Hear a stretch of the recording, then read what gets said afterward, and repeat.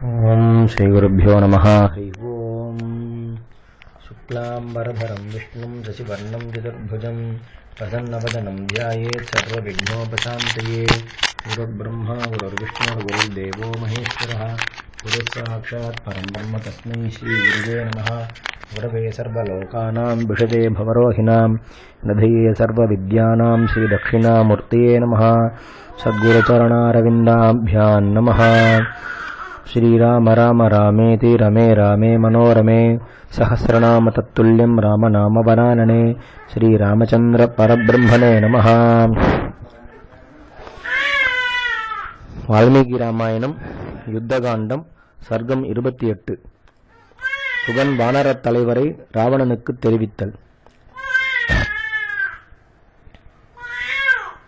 ராட்சசராஜனான ராவணனிடத்தில் சாரணன் இவ்வாறு சொல்லி முடித்ததும் அவன் முழுதும் சொல்லாததனால் சுகன் என்பவன் அச்சேனை முழுவதையும் கையினால் சுட்டிக்காட்டி சொல்லலானான். வேந்தரே, மதம் பிடித்த யானைகள் போலவும் கங்கை கரையில் முளைத்துள்ள ஆலமரம் போலவும் இமயமலையில் முளைத்துள்ள ஆச்சாமரமும் போலவும் இருக்க தாங்கள் காண்கிறீர்களே. இவர்கள் போரில் எவராலும் வெல்ல முடியாத வீரர்கள். தங்களுக்கு இஷ்டமான உருவம் கொள்ளும் வல்லமை உள்ளவர்கள். ஒவ்வொருவரும் தேவர்கள் போலவும் அசுரர்கள் போலவும் விளங்கிக் கொண்டு போரில் தேவர்களுக்கு ஒப்பான பராக்கிரமம் உள்ளவர்கள்.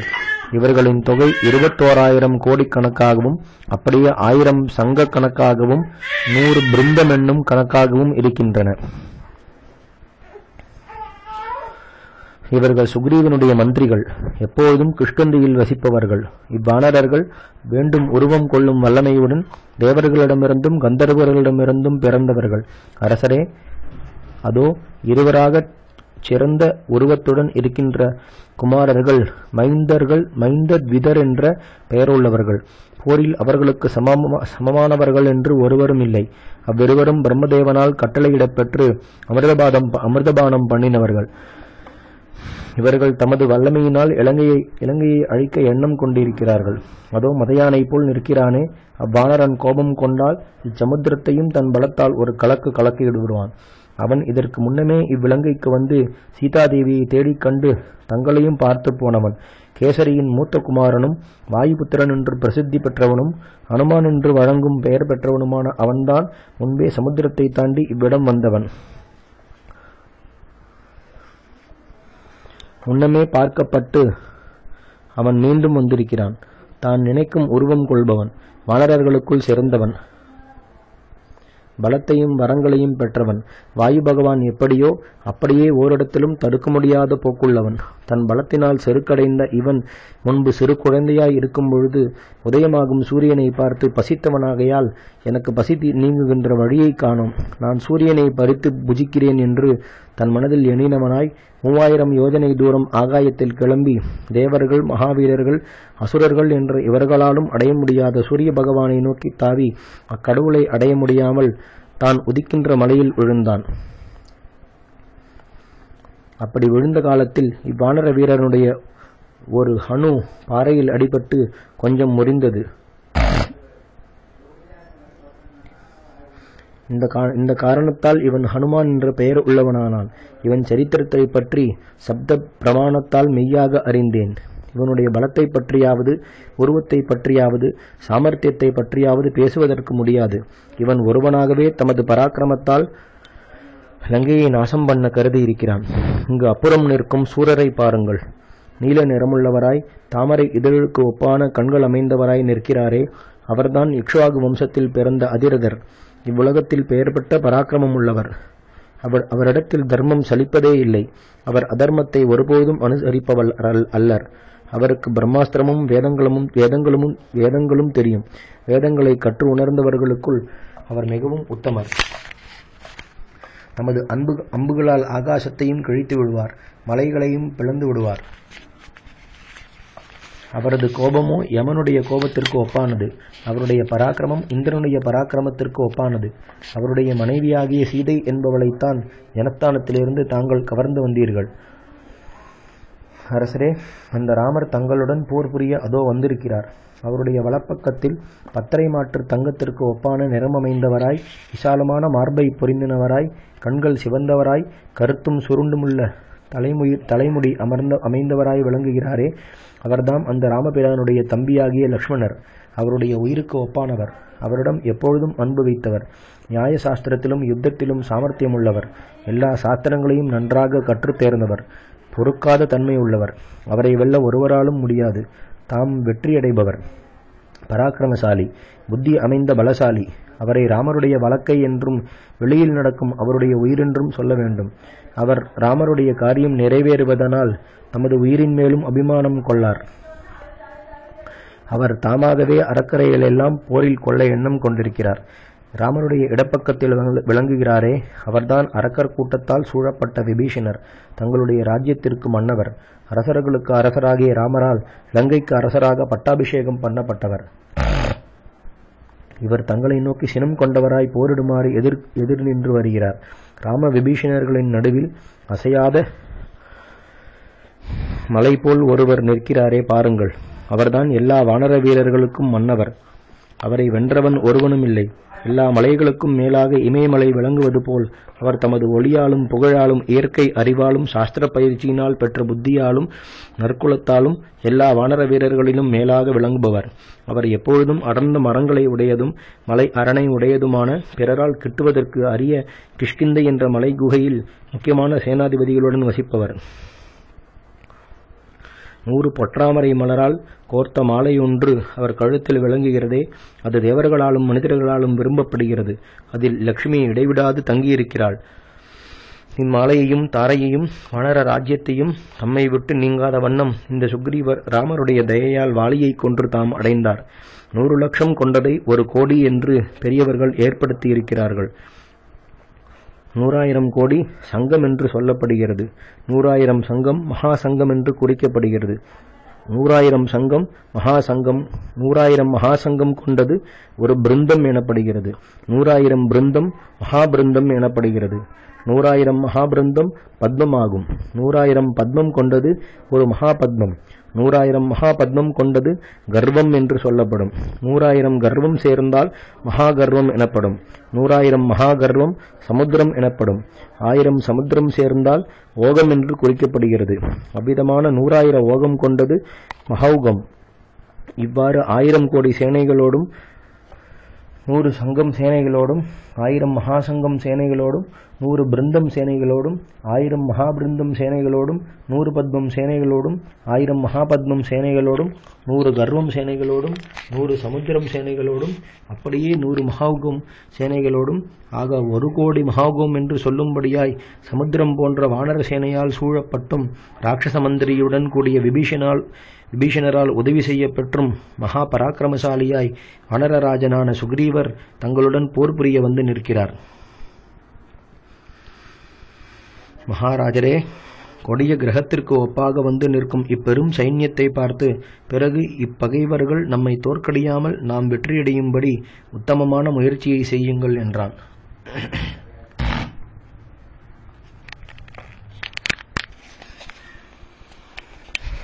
வால்மீகி ராமாயணம் யுத்தகாண்டம் சர்க்கம் 29. சுகசாரணர்கள் மேல் சிவந்த ராவணன் அனுப்பிய சார்தூலன் முதலிய ஒரு தூது.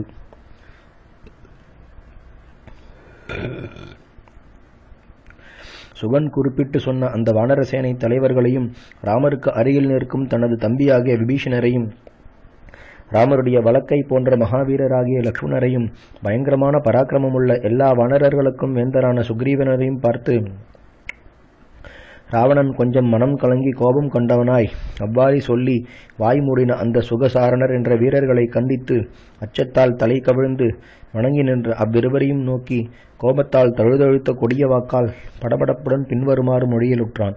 ஒரு அரசன் கீழ் அடங்கி நடக்கும் மந்திரிகள் தங்களை தண்டிக்கவும் அருள் செய்யவும் வல்லமை பெற்ற அரசன் முன்பாக நின்று அவனுக்கு கேட்க பிடிக்காத சொற்களை சொல்லுதல் அடியோடு தகாது. உங்களை கேட்காமல் இருக்கும்போதே நமக்கு பகைவர்களாய் போர் செய்ய வந்தவர்களாய் இருக்கும் சத்துருக்களை பற்றி காலமல்லாத காலத்தில் இவ்வாறு நீங்கள் இருவரும் புகழ்ந்து பேசுவது தகுதியா? இதுவரையில் நீங்கள் ஆசிரியர் பெரியவர் இவர்களிடத்தில் பழகியது வீணேயாகும். ஏனெனில் ராஜநீதி நூலின் சாரமாக ஒருவன் கீழ் அடங்கி நடக்க வேண்டியவன் தொழிலை தெரிந்து கொள்ளவில்லையே, கற்றறிந்ததை மறந்து விட்டீர்களோ? அன்றி நடவடிக்கைக்கு கொண்டு வராமல் அறிவின் சுமையை மாத்திரம் தாங்குகிறீர்களா? இவ்வண்ணம் மூடர்களான மந்திரிகளை வைத்துக்கொண்டு நான் ராஜ்யத்தை வகித்து வருவதும் பேர் ஆச்சரியம்தான். என்னை பார்த்து இவ்விதமான சொற்களை சொல்லி வந்தீர்களே, நமது அரசன் நம்மை கொன்று விடுவான் என்ற பயம் உண்டாகவில்லையா உங்களுக்கு? கட்டளையிடத் தொடங்கும் எனது நாவே நன்மையையும் தீமையையும் செய்ய வல்லதாயிற்றே. தீப்பற்றிய நாட்டில் மரங்கள் தப்பினாலும் தப்பலாம். அரசர்களுக்கு கோபத்தை மூட்டிய குற்றவாளிகள் ஒருபொழுதும் பிழைக்க மாட்டார்கள். சத்துருக்களுடைய கட்சியை புகழும் பாவியாகி உங்கள் இருவரையும் நான் கொல்வேன். இதற்கு முன் எனக்கு இவர்கள் செய்திருக்கும் உபகாரங்கள் எனது கோபத்தை சாந்தப்படுத்த மாட்டாது. ஆகையால் நீங்கள் உங்கள் தொழிலை விட்டுடுங்கள். என் முனையில் நிற்காதீர்கள். நீங்கள் எனக்கு செய்திருக்கிற உபகாரங்களை நினைப்பதனால் நான் உங்களை கொல்ல விரும்பவில்லை. என்னிடத்தில் அன்பில்லாமலும் செயலின்றி மறந்தும் இருக்கிற உங்களுக்கு அத்தொழிலே கொலைக்கு சமமானதுதான். நான் இனி உங்களை கொல்ல வேண்டுவதில்லை என்றான். இப்படி சுகசாரணர்களை பார்த்து ராவணன் சொன்னதும் அவர்கள் வெட்கமடைந்தவர்களாய் ஜெயம் உண்டாகுக என்று சொல்லிவிட்டு அப்பால் சென்றார்கள். அதன் பிறகு 10 தலைகள் படைத்த ராவணன் தன் சமீபத்தில் இருந்த மகோதரனை பார்த்து, நீதி சாஸ்திரங்களை நன்றாய் அறிந்த வேவுக்காரர்களை என் முன்னம் சடுதியில் நிறுத்து என்று கட்டளையிட்டான். அவ்வாறு கட்டளையிடப்பட்டதும் மகோதரன் வெகு சீக்கிரமாக வருமாறு வேவுக்காரர்களுக்கு கட்டளையிட்டான். அரசன் கட்டளையின்படியே வேகமாக வந்த வேவுக்காரர்கள் ராவணனிடம் அஞ்சலி பண்ணிக்கொண்டு, வேந்தே, உங்களுக்கு ஜெயமுண்டாவது என்று ஆசீர்வாதம் பண்ணினார்கள். பிறகு அரக்கர்கள் மன்னவனாகிய ராவணன் சூரர்களாகவும் நிஜமான விசுவாசம் உள்ளவர்களாகவும் எதற்கும் கலங்காதவர்களாகவும் வரவழைக்கப்பட்டு வந்து நின்ற அந்த வேவுக்காரர்களை நோக்கி பின்வருவாறு மொழியிலானான். நீங்கள் இவ்விடம் வந்து புறப்பட்டு ராமனுடைய விவசாயத்தை சோதித்து பாருங்கள். எவர்கள் ராமனுக்கு அந்தரங்கமான மந்திரிகளாய் மிக்க அன்புடன் அவனிடம் நட்பு செய்து கொண்டிருக்கிறார்களோ அவர்களை நன்றாக அறிந்து வாருங்கள்.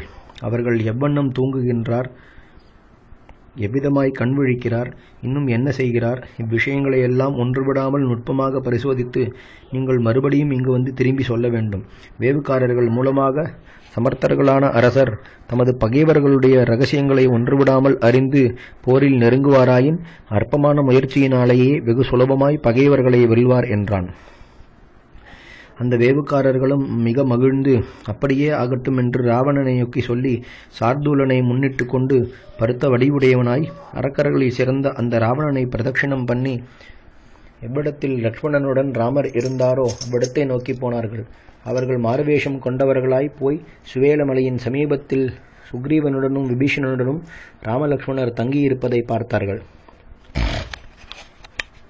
அச்சேனையை அவர்கள் காணும்பொழுதே அச்சத்தால் கலக்கமடைந்தார்கள்.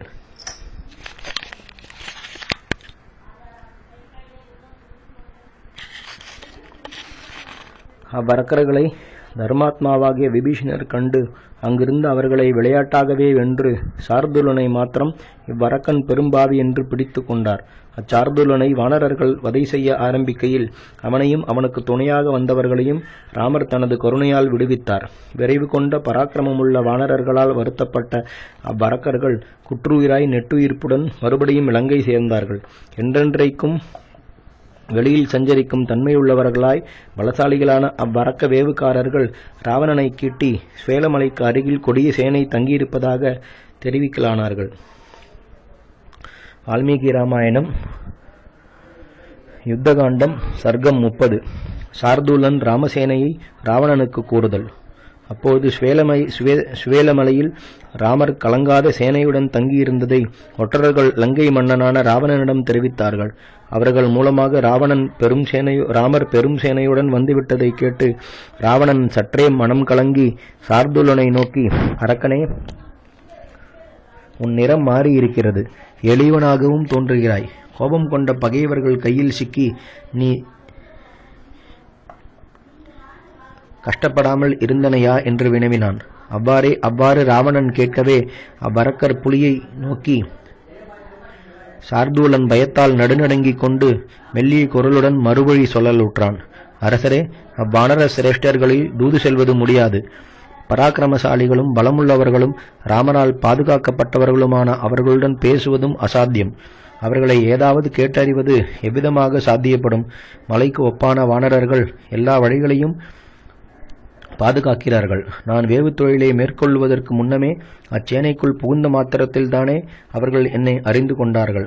அரக்கர்கள் என்னை பிடித்து கொண்டு பூமியில் இழுக்க ஆரம்பிக்க கோபிக்கும் தன்மையுள்ள பலவான்களான வானரர்கள் முழங்காலாலும் முஷ்டிகளாலும் பற்களாலும் கைகளாலும் என்னை பலவிதமாக தொந்தரவு பண்ணி இங்கும் அங்குமாக எங்கும் இழுத்து ராமரிடம் இழுத்து கொண்டு நிறுத்தினார்கள். என் உடம்பு முழுவதும் இரத்தம் வழிய மூர்ச்சை வர எனது இந்திரியங்கள் கலங்க வானரர்கள் என்னை புடைக்க சகிக்க முடியாமல் நான் ராமரை பார்த்து என் கைகளை கூப்பிக்கொண்டு காப்பாற்ற வேண்டும் என்று கேட்டுக்கொண்டேன். அவர் தயையால் இவ்வாறு உயிர் தப்பி எதிர்பாராமல் பிழைத்திருக்கிறேன். மலைகளாலும் மரங்களாலும் இந்த ராமர் சமுத்திரத்தை தூர்த்து சுவேலமலையில் லங்கையின் வாயிலை சேர்ந்து ஆயுதத்துடன் நிற்கிறார். தமது சேனையை கருட வியூகமாக வகுத்து நாற்புறத்திலும் வானரர்களால் சூழப்பெற்றவராய் மிக்க பராக்கிரமசாலியான ராமர் என்னை விடுவித்துவிட்டு லங்கை நோக்கி வந்து கொண்டிருக்கிறார். அவர் நமது நகரத்தின் மதிலுக்கு சமீபத்தில் வரும் முன் விரைவாக தாங்கள் இரண்டில் ஒன்று செய்ய வேண்டும். ஒன்று, சீக்கிரமாக சீதையை அவரிடம் திருப்பிக் கொடுத்து விட வேண்டும். இல்லை என்றாலோ அவருடன் பெரும் போரையாவது தர வேண்டும் என்றான். அவ்வண்ணம் சொன்னதை கேட்டு அப்பொழுது தன் மனதிலும் ஆலோசித்து பிறகு அந்த ராவணன் சார்தூலனை நோக்கி, என்னுடன் சண்டை செய்யுமாறு தேவர், கந்தர்வர், தானவர் வந்த போதிலும் இவ்வுலகத்தில் உள்ள எல்லோரிடமிருந்தும் எனக்கு பயமுண்டான போதிலும் நான் சீதையை திருப்பிக் கொடுக்கவே மாட்டேன் என்று வெகு நம்பமாக முதலில் சொல்லிவிட்டு மிக்க பராக்கிரமசாலியான அந்த ராவணன் மறுபடியும் சார்தூலனை பார்த்து பின்வருமாறு கேட்கலானான். நீ வானரசேனையை உற்று பார்த்தாயல்லவா? அதில் சூரர்களான வானரர்கள் யாவர் அடங்கியவனே? எவர்கள் அணுகவும் முடியாதவர்களோ? எவர்கள் எம்மாதிரியானவர்கள்? எவர்கள் எந்த நிறம் பொருந்தினவர்கள்? அவர்கள் யாருடைய குமாரர்கள்? யாருடைய பேரன்மார்கள்? அரக்கனே, இவைகளை பற்றி உள்ளபடி சொல். நானும் அவர்களுடைய பலம் முதலிய விஷயங்களை நன்றாக அறிந்து கொண்டு அதற்கு தக்கபடி ஏற்பாடு செய்து கொள்கிறேன். சண்டையை விரும்புகிறவர்கள் தங்கள் சத்துருக்களின் சேனையை பற்றி நன்றாக அறிந்து கொள்ள வேண்டியது அவசியம் என்றான். ஒற்றர்களில் உத்தமமான சார்துலனை நோக்கி ராவணன் இவ்வண்ணம் சொல்லவே ராவணன் முன்னிலையில் அவன் இவ்வாறு சொல்லலுற்றான்.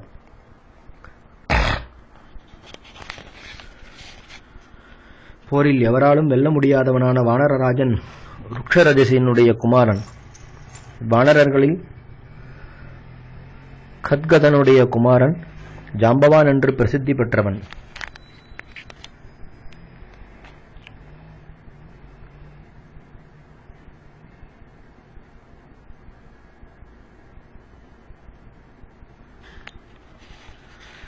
கத்கதனுடைய மற்றொரு குமாரன் தூம்ரன். எவனுடைய குமாரனான அனுமான் தான் ஒருவனாகவே இருந்த அரக்கர்களை நாசம் பண்ணினானோ அந்த கேசரி என்பவன் தேவேந்திரனுடைய குருவாகிய ப்ரகஸ்பதியின் குமாரன். தர்மாத்மாவாகிய விபீஷணன் என்ற வீரன், சுஷேனன் என்ற வீரன் வருண பகவானுடைய குமாரன். அரசரே, அடக்கமுள்ளவனாகிய ததிமுகன் என்ற வானர வீரன் சந்திர பகவானுடைய குமாரன். சுமுகன், துர்முகன், வேகதர்ஷி என்ற 3 வீரர்களும் யமதேவதையின் புத்திரர்களான வானரர்களாக பிரம்மதேவரால் படைக்கப்பட்டிருக்கிறார். நீலன் என்ற முக்கிய சேனாதிபதி அக்னி பகவானுடைய குமாரன். இங்கு ஹனுமான் என்பவன் வாயு பகவானுடைய குமாரனாகவும் பிரசித்தி பெற்றிருக்கிறான். இளமை பருவம் முதலாகவே ஒருவராலும் தகைய முடியாத பலபராக்கிரமம் பொருந்தி விளங்கும் அங்கதன் இந்திரனுடைய பேரன். பலசாலிகளான மைந்தத்விதர் என்ற இருவரும் அஸ்வினி தேவதைகளின் குமாரர்கள். இங்கு கஜன், கவாக்ஷன், கவயன், சரபன், கந்தமாதனன் என்ற 5 வீரர்களும் காலாந்தகனுக்கு ஒப்பானவர்கள். வைவஸ்வதனுடைய குமாரர்கள்.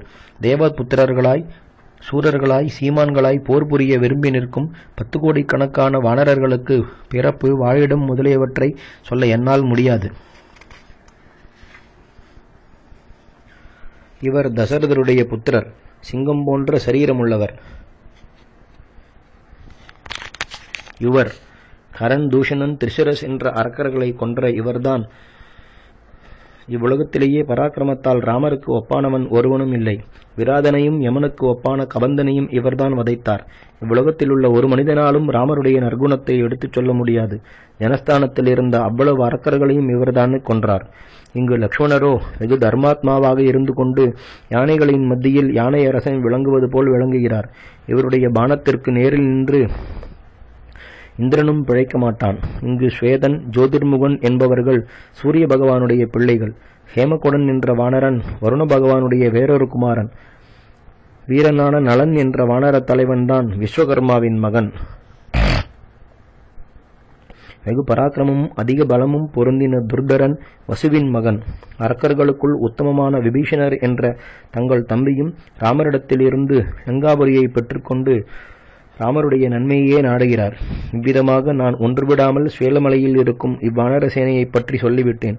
இனி செய்ய வேண்டிய தொழில் தங்களை சேர்ந்தது என்றான். வால்மீகி ராமாயணம் யுத்தகாண்டம் சர்க்கம் 31. ராவணன் வித்யுஜ்ஹுவனை கொண்டு மாயை செய்தல்.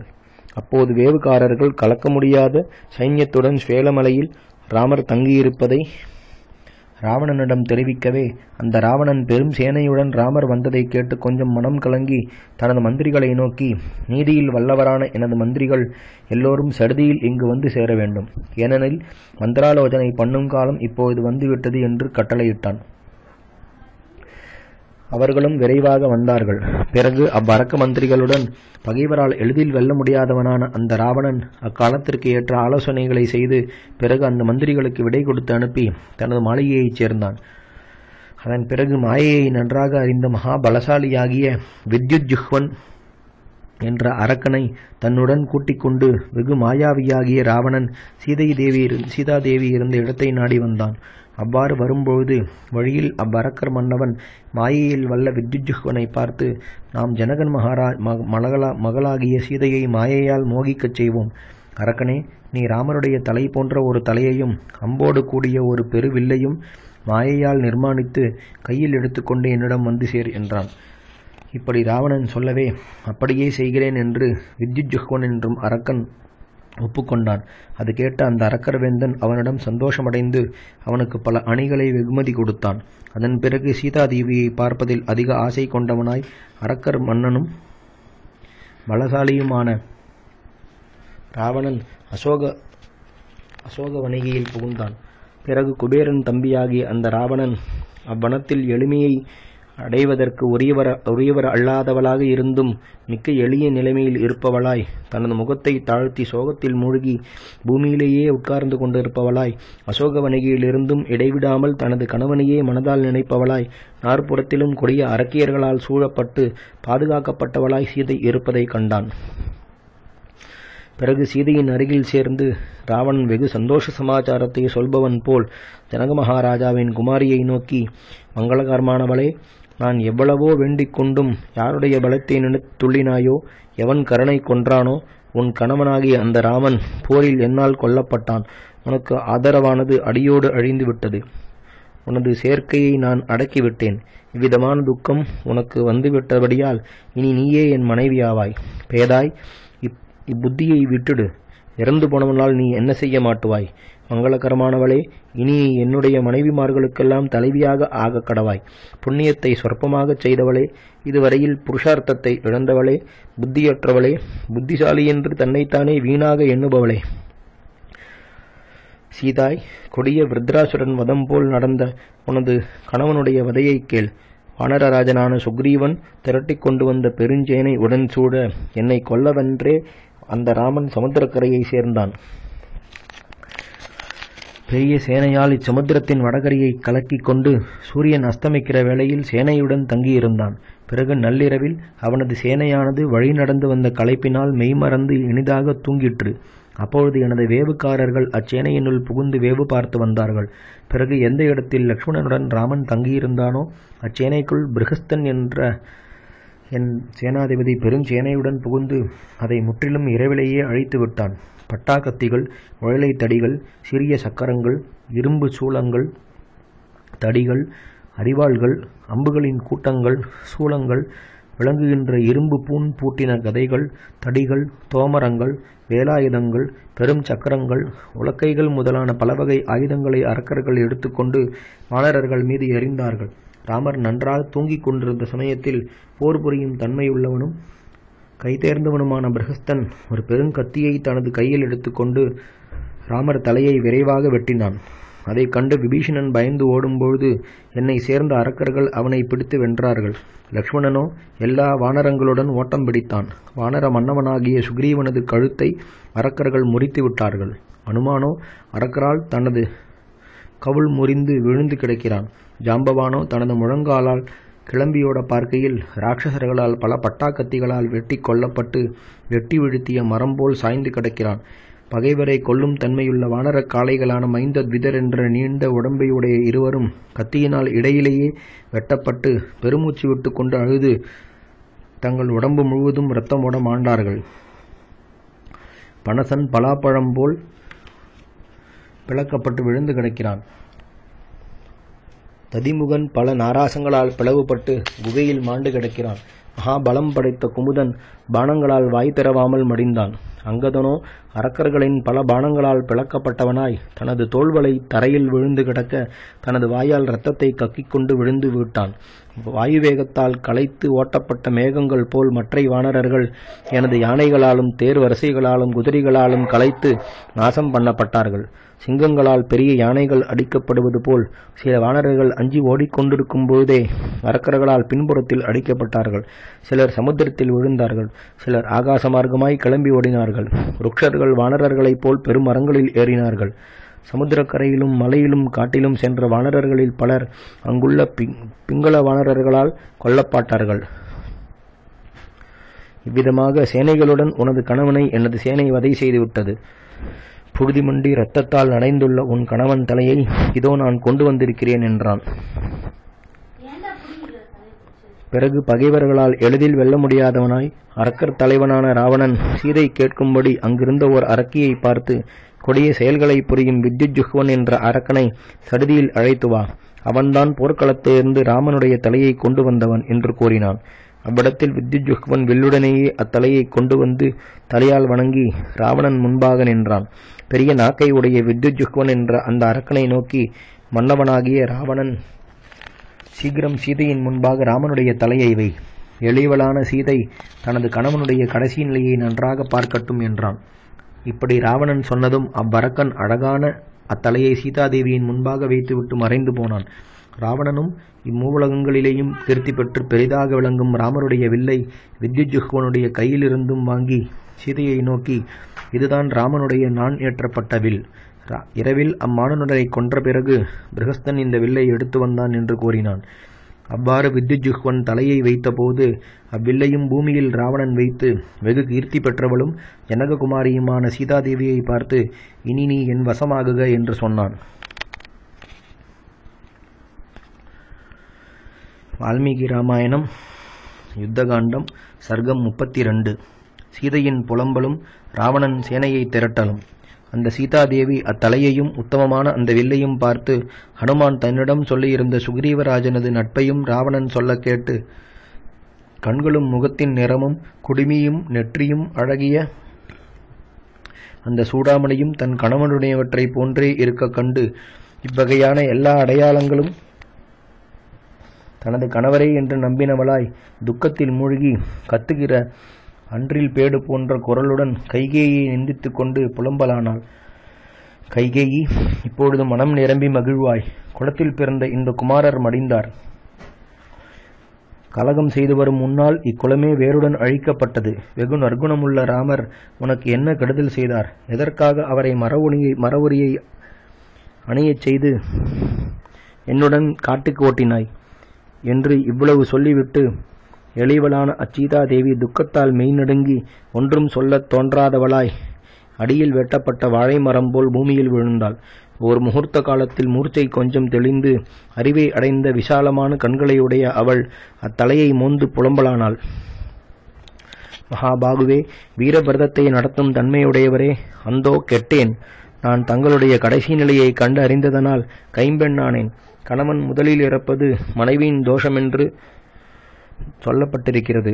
நான் குற்றமற்றவளாய் இருக்கையிலேயே எனக்கு முன்னமே நற்குணமுள்ள தாங்கள் மாண்டீர்கள். துயரத்தின் மேல் துயரமடைந்து சோக சாகரத்தில் மூழ்கியிருக்கும் என்னை எவரொருவர் தூக்கிவிட முயன்று கொண்டிருந்தாரோ அந்த தாங்களும் நாசமாய் விட்டீர்கள். ராகவரே, தங்களிடம் அன்பு வைத்த எனது மாமியாராகிய கௌசல்யை கன்றை இழந்த பசுவைப் போல் புத்திரரான தங்களை இழந்து புத்திரஹீனையானாள். மனதாலும் அளவிட முடியாத பராக்கிரமம் உள்ளவரே, உங்களுக்கு பூர்ணமான ஆயுள் என்று பெரியோர்கள் சொன்ன சொற்களெல்லாம் பொய்யாக முடிந்தனவே. ராகவரே, அற்ப ஆயுளுள்ளவராய் விட்டீர்களே. அன்றி எல்லாவற்றை காட்டிலும் வேறுபட்டதான காலமே மதியை உண்டாக்குவதாகையால் பெரியோர்களுக்கும் தங்கள் விஷயத்தில் ஆயுளின் உண்மையை கண்டுபிடிக்க முடியாமல் அக்காலவசத்தால் புத்தி மாறுபட்டதோ.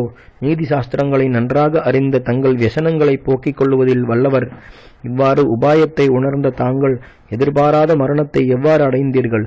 தாமரை கண்ணரே, மிக மிக கொடிய கருணையற்ற காலராத்திரியானது தங்களை நன்றாக தழுவிக்கொண்டு என்னை விட்டு தங்களை தூக்கி போயிற்று. புருஷர்களில் சிறந்தவரே, பருத்த தோள்களை உடையவரே, கண்டவர்க்கெல்லாம் துயரத்தை உண்டாக்கும் நிலையை அடைந்துள்ள என்னை துறந்து தாங்கள் காதலியைப் போல் பூமியை தழுவி கிடக்கிறீர்களே. வீரரே, பொன்னணி அணிந்ததும் அதிக ஆசை வைக்கப்பட்டதும் தங்களுடன் நானும் இடைவிடாமல் மலர்களாலும் சந்தனங்களாலும் பூஜை செய்ததுமாகிய இந்த தங்களது வில் இவ்வாறு இருக்கிறதே. குற்றமற்றவரே, எனது மாமனாரும் தங்கள் தகப்பனாருமாகிய தசரதரும் மற்றுமுள்ள பிதர்களும் ஆகிய இவர்களுடன் தாங்கள் சொர்க்கத்தை அடைந்தீர்கள். இது திண்ணம். தாங்கள் ஆகாசத்தில் நட்சத்திர உருவம் கொண்டவராய் சிறந்த தொழில் செய்பவர்களுக்கு விருப்பமாகவும் பரிசுத்தமாயும் இருக்கிற ராஜரிஷி வம்சத்தில் ஆசையை ஒழித்தீர்கள். மன்னவரே, என்னை ஏன் தாங்கள் திரும்பி பார்ப்பதில்லை? இளம்பிராயத்தில் தாங்கள் மணந்த சிறு வயதுள்ள தங்கள் மனைவியல்லவா நான்? காகுஸ்தரே, என் கையை பற்றி தாங்கள் பாணிகிரகணம் செய்யும் காலத்தில் உன்னுடன் கூட பிரியாமல் இருந்து கொண்டு நான் தர்மத்தை நடத்துவேன் என்று தாங்கள் சொன்ன சொல்லை நினைத்து துக்கப்பட்டு கொண்டிருக்கும் என்னை தங்களிடம் அழைத்துக் கொள்ளுங்கள். புத்திமான்களுக்குள் சிறந்தவரே, தங்களை விட்டு பிரிந்து துக்கப்பட்டு கொண்டிருக்கும் என்னை இவ்வுலகத்தில் விட்டு எந்த காரணத்தால் தாங்கள் மட்டும் தனியே மேலுலகம் சென்றீர்கள்? மங்களங்களுக்கு தக்கதாய் என்னால் மட்டுமே ஆலிங்கனம் செய்யப்பட்டதான தங்கள் மேனியை மாம்சத்தை உண்ணும் விலங்குகள் நிச்சயமாக பிடுங்கி புஜிக்கப் போகின்றனவே. நாட்டை அடைந்த பிறகு தட்சிணைகள் குறைவின்றி இருக்கும் அக்னிஷ்டோமம் முதலிய யாகங்களை செய்து முதுமை பிராயத்தில் அக்னிஹோத்ராக்னியால் தகன சம்ஸ்காரத்தை தாங்கள் ஏன் பெறவில்லை? நாட்டை விட்டு புறப்பட்ட 3 பேர்களில் ஒருவராகிய லக்ஷ்மணர் மாத்திரம் திரும்பி போக பார்த்தால் கௌசல்யை சோகத்தில் மூழ்கியவராய் விசாரிப்பாரே. அவர் அப்படி கேட்கும்போது தங்களையும் தங்கள் நண்பர் சேனைகளையும் அரசர்கள் இரவில் வதத்ததை அவர் நிச்சயமாய் சொல்வார். ராகவரே, அவர் தூங்கும்போது தாங்கள் அரக்கர்களால் கொலை பண்ணப்பட்டதையும் நான் அரக்கன் வீட்டில் சிக்கிக் கொண்டதையும் கேள்விப்பட்டு மனம் வெண்டு மாண்டு விடுவார். கொடிய பாவியாகிய என் நிமித்தம் இவ்விதமான சாவுக்கு ஏவாத மன்னவர் குமாரராகிய ராமர் ஒப்பற்ற வல்லமையிருந்தும் பெருங்கடலை தாண்டி ஒரு குளப்படியில் மாண்டாரே. குலத்தை நாசம் பண்ண வைக்கும் என்னை ராமர் அறியாமல் கல்யாணம் பண்ணி கொண்டார். பெரியோர் புதல்வரான ராமருக்கு மிருத்யுவே பெண்டாக வாய்த்தது. நான் முற்பருவத்தில் யாராவது செய்ய எண்ணம் கொண்ட உயர்ந்த தானத்தை நிச்சயமாக தடுத்திருப்பேன். அதன் பயனாகத்தான் எல்லாரையும் காக்கிற வல்லமையுள்ளவராய் கணவரை பெற்றும் போகத்தை நுகர வேண்டிய காலத்தில் நான் புலம்புகிறேன். ராவணா, என்னை இப்பொழுதே ராமர் மேல் இருக்கும்படி நன்றாக வைப்பாய். இப்படி பத்தினியை பர்த்தாவுடன் சேர்த்துவை. இவ்வாறு சிறந்த தொழிலை செய். என் தலையை அவர் தலையுடன் என் உடலை அவர் உடலுடனும் சேர்த்துவை. ராவணா,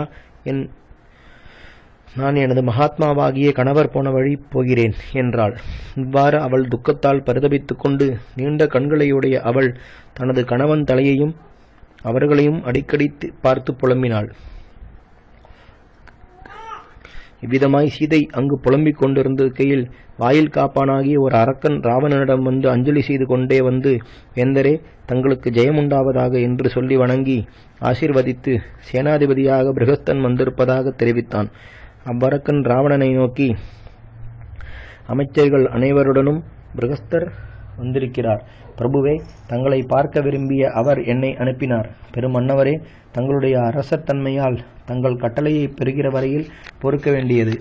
அதி அவசியம் என்ற ராஜகாரியம் ஒன்று இன்றியமையாததாக இருக்கிறது. ஆகையால் சடுதியில் தாங்கள் போய் அவருக்கு தரிசனம் கொடுக்க வேண்டும் என்றான். அவர்கள் சொன்ன இதை ராவணன் கேட்டு அசோகவனதியில் விட்டு புறப்பட்டு மந்திரிகள் பார்க்குமாறு வந்தான். அந்த ராவணன் சபையில் புகுந்து தனது மந்திரிகளுடன் சேர்ந்து ராமருடைய வல்லமையையும் நன்றாக சீர்தூக்கி அறிந்தவனாய் தான் செய்ய வேண்டிய காரியங்கள் அவ்வளவையும் ஏற்பாடு செய்து கொண்டு அப்பொழுதைக்கு ஏற்ற காரியத்தை செய்யலானான். ராவணன் அசோகவனிகை என்னும் அவ்விடத்தை விட்டு புறப்பட்டதும் அத்தலையும் உத்தமமான அந்த வில்லும் தாமாகவே மறைந்து போயின. ராட்சசராஜனும் பயங்கரமான பராக்கிரமம் உள்ள தனது மந்திரிமார்களுடன் ராமனிடம் தான் செய்ய வேண்டிய தொழிலை பற்றி அப்பொழுது எண்ணினான். காலனுக்கு ஒப்பாய் அரக்கர் மன்னவனான ராவணன் தனது சமீபத்தில் இருந்து கொண்டு தனது நன்மையையே நாடும் தன் சேனாதிபதிகளை எல்லாம் நோக்கி, நீங்கள் எல்லோரும்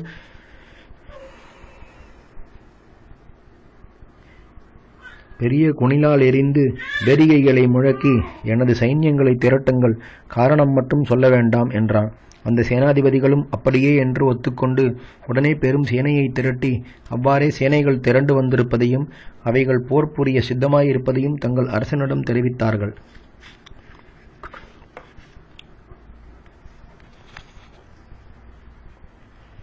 வால்மீகி ராமாயணம் யுத்தகாண்டம் சர்க்கம் 33. விபீஷணர் மனைவியாகிய சரமை சீதையை தேற்றுதல். விதேக வம்சத்தில் தோன்றிய சீதாதேவி மோகமடைந்ததை அவளிடத்தில் அன்புள்ள தோழியாகிய சரமை என்ற ராட்சசி பார்த்து அவளிடத்தில் மிக்க அன்பினால் அங்கு வந்தாள். அரக்கர்கள் மன்னவனால் மோகமடைந்து மிகவும் துக்கமடைந்திருக்கிற சீதாதேவியை மெதுவாக பேசும் தன்மையுள்ள சரமை அப்போது சாந்தப்படுத்தினாள். அவள் முதலில் ராவணனால் ஏவப்பட்டு சீதையை பாதுகாக்க ஏற்பட்டும் மிக்க தயை உள்ளவளாகவும் உண்மை உள்ளவளாகவும் இருந்து கொண்டு தான் காக்கின்ற சீதையுடன் அந்த அசோகவனியில் நட்புள்ளவளானால் அன்றோ. அவள் அங்கு வந்தபோது சீதை பிரக்ஞை தப்பி பூமியில் மூர்ச்சையாக கிடந்ததையும் பிறகு பூமியில் புரண்டு எழுந்து பெண்குதிரை போல் தேகம் முழுமதியும் தூசு நிரம்பி புரண்டு எழுந்ததையும் கண்டாள். நல்ல நோன்புள்ள அந்த உத்தமி தோழமையினால் அச்சீதையை பார்த்து உண்மையை கூறி சாந்தம் பண்ணத் தொடங்கினாள். சீதே, உனது துயரத்தை அகற்றுங்கள். அஞ்சும் தன்மையுடையவரே, உமது மனதில் வருத்தம் என்பதே வேண்டாம். ராவணன் தங்களிடம் சொன்னதும் நீங்கள் சொன்னதுமாகிய எல்லாவற்றையும் நான் தங்களிடம் வைத்திருக்கும் நட்பினால் நிர்ஜனமான ஆகாசத்தில் மறைந்து நின்றபடியே ராவணனிடம் அச்சமில்லாமல் கேட்டேன். ஏனெனில் தங்களை விட எனக்கு என் உயிர் பெரிதென்று. மைதிலி, எந்த காரணத்தால் மிக்க குழப்பம் கொண்டு அரக்கர்கள் மன்னவனாகிய ராவணன் இவ்விடத்தை விட்டு போனானோ அது முழுதும் எனக்கு நன்றாக தெரியும். மகா பிரசித்தரான ராமரை தூக்கத்தில் கொள்வது ஒருபொழுதும் நடவாத காரியம். மானிடர்களுக்குள் புரியான அவ்வீரரை வதை செய்வதே முடியாது. விருட்சங்களை பிடுங்கிக் கொண்டு போர் புரியும் வானர வீரர்களை ஒருபொழுதும் வதைக்க முடியாது.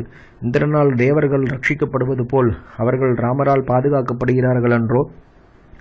நீண்டும் உருண்டுமுள்ள கைகள் அமைந்தவராய், எல்லா பாக்கியங்களும் பெற்றவராய், விசாலமான மார்பு அமைந்தவராய், ஒளியுள்ளவராய், வில் பிடித்தவராய், அழகான அவயவங்கள் பொருந்தினவராய், தர்மாத்மாவாய், உலகத்தில் பிரசித்தராய், பராக்கிரமம் உள்ளவராய், எப்போதும் தம்மையும் மற்றவர்களையும் பாதுகாப்பவராய், நீதி நூலை நன்றாக அறிந்தவராய், தமது சத்ரு சேனைகளை நாசம் செய்பவராய், எண்ணுதற்கும் முடியாத பலமும் வல்லமையும் உள்ளவராய் இருக்கின்ற ராமர் தமது தம்பியாகிய லக்ஷ்மணரோடு கூட க்ஷேமமாக இருக்கிறார். சீதே, தமது பகைவளை தபிக்கச் செய்கிற அந்த சீமான் கொல்லப்படவே இல்லை. எப்போதும் செய்யக்கூடாத செயல்களை செய்வதிலேயே கருத்துள்ளவனாய், எல்லா பிராணிகளுக்கும் சத்ருவாய், மிக கொடியவனான மாயையை கற்றவனான ராவணன் உம்மிடத்தில் இம்மாயையை காட்டினான். இன்று முதல் உமது எல்லா பகை துக்கங்களும் நீங்கின. நற்காலம் தங்களை நாடி வந்து விட்டது. பாக்யலட்சுமி உங்களை நிச்சயமாக அடைந்து விட்டாள். நான் சொல்லப் போகிற இனியதான சமாச்சாரம் ஒன்றை கேளுங்கள். வானரசேனையுடன் ராமர் சமுத்திரத்தை தாண்டி சமுத்திரத்தின் தென்கரையில் வந்து இறங்கிவிட்டார்.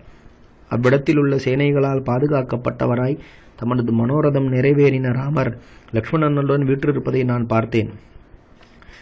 இந்த ராவணனால் அனுப்பப்பட்ட அரக்கர்களும் வெகு வேகமாக சென்று பார்த்து ராமர் சமுத்திரத்தை கடந்து இந்த கரை சேர்ந்த சமாச்சாரத்தை இங்கு கொண்டு வந்தார்கள்.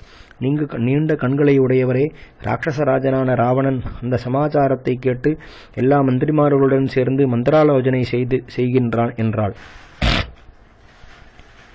இவ்விதமாக அவ்வரக்கி சீதையிடம் சொல்லிக் கொண்டிருந்த போதே சைன்யங்கள் செய்யும் போரை பற்றின பூர்ணமான முயற்சியாக வெகு பயங்கரமான செய்த சப்தம் கேட்கலாயிற்று. குறுந்தடியால் எரியப்படும் முரசத்தின் பேரொலியும் கேட்டது. அது கேட்டு வெகு மதுரமாக பேசும் சரமை சீதாதேவியை பார்த்து சொல்லலானாள். அஞ்சும் தன்மையுடையவரே, பயங்கரமான இந்த பேரிகை போருக்கு சித்தமாகுவது. மேகம் போல் முழங்கும் கம்பீரமான பேரிகையின் சப்தத்தை சற்று கேளுங்கள். அரக்கர்கள் மத யானைகளை அலங்கரிக்கிறார்கள், தேரில் குதிரைகளை பூட்டுகிறார்கள். ஆயிரக்கணக்கான போர் வீரர்கள் ஈட்டியை கை கொண்டு குதிரை மீதேறி மழுகின்றனர். காலாட்களான போர் வீரர்கள் ஆங்காங்கு போர் புரிய வேண்டிய ஏற்பாடுகளுடன் எழுந்து சேர்கிறார்கள். வேகத்துடன் ஒலித்துக் கொண்டு விழும் அலைக்கூட்டங்களால் சமுத்திரம் விளங்குவது போல் பார்ப்பதற்கு வெகு அழகாக காணப்படும் சேனைகளால் ராஜவீதிகள் நிரம்புகின்றன. துருவின்றி விளங்குகிற ஆயுதங்களாலும் கேடயங்களாலும் உடல் கவசங்களாலும் தேர் குதிரை யானை இவைகளாலும் தங்கள் மேனியை அலங்காரம் செய்து கொண்டிருக்கும் அரக்கர்களாலும் உண்டாகின்ற ஒளியானது